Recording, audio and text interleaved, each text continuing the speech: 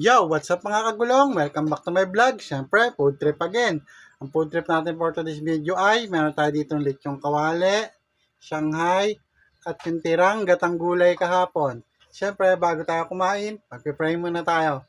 Maraming salamat po sa biyaya na kain sa aming pagkainan ngayong araw na ito. Sa pangalan po ni Jesus, dakila po namin tagapagligtas. Amen.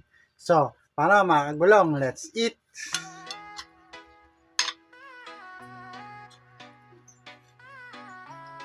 First bite mga kagulong.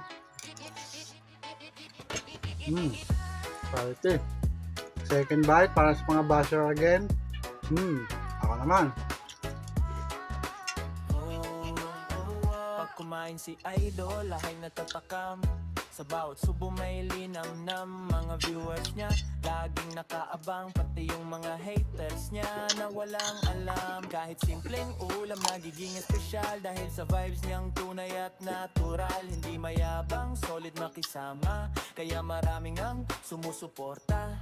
Kada upload ay nakakagutom. Mapapakain ka nang wala sa oras. Busog ka na nga, sol pa sa aliwan. Ano pa, hinihintay, kainan na naman. Pagtunog intro, tara nang manood. Unico vlog, always all good.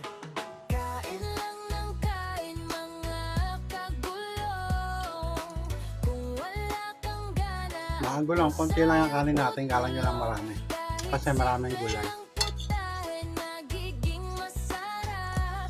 Gulay man o karne, basta nasa kanyang harap. Paborito niyang pagkain, lahat ng mga gulay. Masustansya na pampahaba pa ng buhay. Kaya halika na tayo ay kumain na. Paki-like, follow and share na rin para lahat ay masaya.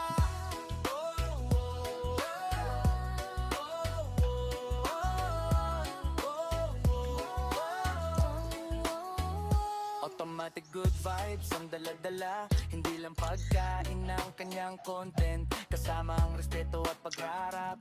Pinapakita niyang libre ang mangarap. Kapag sipag at tiyaga, laging totoo. At ang hindi mo niloloko ang tao. Na kahit simpleng tao, may pagkakataon. Lumaban ka ng patas para sa'yo yon. Huwag ka mawalan ng pag-asa. Hanggang dulo, tuloy lang ang biyahe. Mas marami pang content ang mabibigay pre. Pagdating sa sipag, walang iwanan. Lalong lalo na sa hapagkainan.